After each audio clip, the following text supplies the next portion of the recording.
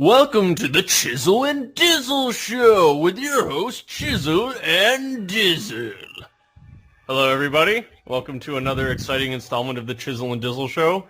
And we've got a plate full of items to talk about today. Where do we want to start, Dave? A whole plate full of I have no idea what we're going to be talking about. Nope. But that's all right. Where do you want to start this week? You want to start with the Force Unleashed that was just released on Tuesday? Hang on a second, Dave. We're having some mic problems here. You might want to re-plug in your mic there. What's going on? Okay, I can hear you good now. Sorry, your mic was being weird. Okay. Force Unleashed. I actually had the great opportunity to try this game in the store today. My lunch break. I found an awesome Circuit City that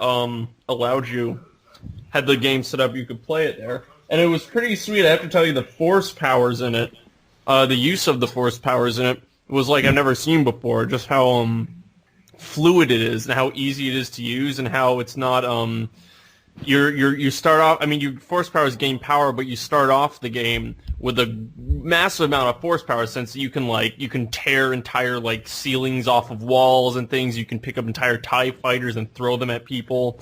You know, you can smash doors down and stuff like that. And it's all really cool. And the Euphoria engine's really neat in the sense that, you pick a guy up and you throw him around, and he'll fly around trying to grab onto stuff and other people and drag it up with him and things. That's really cool to see. Yeah, go ahead. All I wanted to say was that, it's supposed to be, you're supposed to play as Darth Vader's, protege or something like that? His apprentice. His apprentice, okay. I don't know the story. It was a demo, so gotcha. they didn't give you the story. They gave you this quick little video of Darth Vader doing the knighting thing with the lightsaber. Oh, gotcha. Yeah. Yeah, it's kind of weird because I don't know. I was expecting better reviews, I guess. Yeah, I only got a 7.1 in IGN. Yeah, 7.3 or something like that. And the main complaint of it was repetitiveness and bad level design. And I can see just in the demo, I can tell you the level design is not great. It's not bad per se, but it's just very standard. It's like a standard, corridor action game. Get from point A to point B level design. There's not really anything interesting to do with level design other than to get you from point A to point B, and they throw enemies in the way from walking down a tunnel basically to get you to the end of the level. Yeah, and they were also complaining that not everything is really, I guess, used with the physics engine. That's the problem. That isn't necessarily the problem of the game. That's the problems of the platforms. Like trees and stuff like that. Yeah, and basically the issue was that due to the restrictions of the platforms, I think is ridiculous that these consoles have only been out for 2 years now, something like that. Yeah, we're already hitting the limits to them. We've already hit the limits half the time. That's on what the consoles can do, and that's. I mean, it took how many years to get that with the PS2? And the fact that we're there already, basically, we're already hitting the limits of the consoles as they are. That's pretty sad. Well, they've got 512 megabytes of RAM on it. They've got what is it like? They both are. I mean, the PS3 is supposed to be a cell processor. Mm-hmm. The 360 is supposed to have a quad core in it.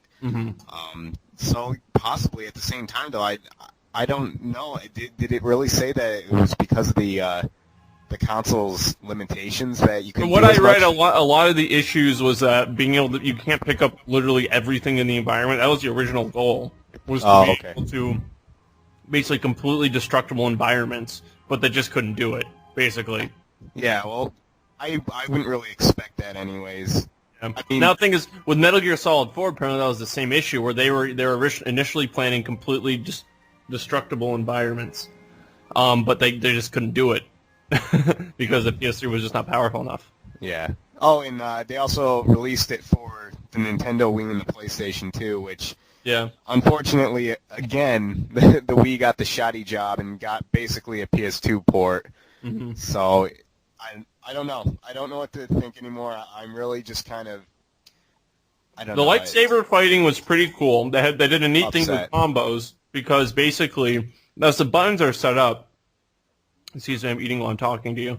Also, your mic's being weird. You might want to move it farther away from your face. I don't know. But with the way it's set up, one button is your attack button, basically, right? Then you only have one button, and he does, like, you know, a 4 or 5 swing attack, basically, if you keep pressing the button, which doesn't seem like that good, but all the other buttons on the thing are just for force power. So one's for force push, one's for lightning, you know, one's jump, one's for, you know, force grab and all stuff. And the thing is, if you use the force powers with your swing, you can do these crazy combos, like these insane kind of force combos, basically, like force/lightsaber, like pull people towards you and slice them and do all and shoot lightning at them as they're up in the air and all this other stuff. And it's really fluid and really easy to use and really really intuitive, and it's neat. That's really neat. And I think they made a good point that basically this game wasn't everything it promised to be, but definitely opened the doors for other developers to take it beyond this and like really nail down everything in the next game they're going to make based on this engine, or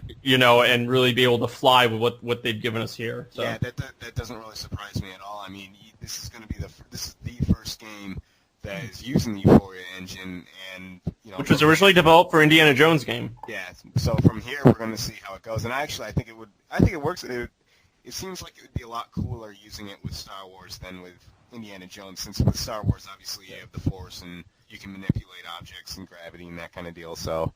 Yeah, no, absolutely. I mean, the initial idea was that, like, in Indiana Jones, you know, you have a chase scene on a train or whatever, you punch the guy, and you try to throw him off the train, but instead he grabs on and climbs back on and stuff. Yeah. And that's the kind of stuff the engine can do, but yeah.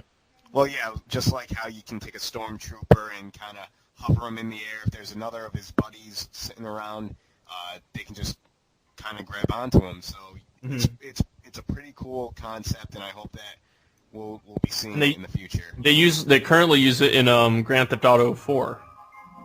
Really? Yep. They're the first ones to use it. But I guess they licensed it, though, because it was already in development. Oh, gotcha. They threw it on after LucasArts had developed it. So what exactly... One cool thing, too, is that they have a lot of... With the engine is that they have a lot of... not everything, but a lot of the objects in the game have realistic kind of physics to them, so they break realistically. Yeah. And stuff like that. Yeah. And that's pretty cool. Like when you slam... like if you take your force push and you slam a metal door, it like bends realistically and opens realistically. It's pretty cool. Well, I got a question then. If it was used for the Grand Theft Auto 4 game, what exactly did Grand Theft Auto implement? No, what Grand Theft Auto implemented was the basically the AI. If you run over a guy, they'll grab on, to the car, right, try to hang on and stuff like that. Yeah, that's what they implemented. All right, yeah, they didn't implement the braking, the realistic braking though. Yeah, I mean, I remember playing it, and if you get his jacket caught into the door of a car, then he would be dragged along with you. So I can see that. I thought that was pretty cool. Yeah. So, I mean, I don't know. Like I said, I'm a little upset with. I mean, they said it was a good game, but it's not a great game, which is kind of upsetting. Kind of like Spore, actually. Spore just came out, and it got decent reviews. They aren't great, though. I mean, at the same time, like we said before, how could the game really be that intuitive? Mm-hmm. Especially with today. I mean, as I think his name Brad Shoemaker from is that his name? Anyways, he's from GiantBomb.com, and he said that it's basically 5 mini games into one. So if you took the game separately, it wouldn't be that great. But since they brought them all into one game, it works. Dave, can you turn up your mic at all? What was it doing? It's just really quiet. Yeah. All right. That's perfect. Perfect. This is perfect like this? Yes, that's perfect. Huh. All right. Well, I guess I'll just talk like this. Yeah. Why would you do? I'm holding it a weird way then. Oh, okay. Because I'm trying. Yeah. No, it's fine. So that's again. Spore had all this hype behind it, and of course, everyone expected the world of it, and it didn't deliver as much as I think people would have hoped it did. So yeah, I haven't played Spore yet, so I can't say for sure. But that's what the word in the street is. That's the gist. So I mean, we're not we're not official game reviewers. We can only kind of guess what they were going for. We can't actually get games for free or anything like that. So at least not yet.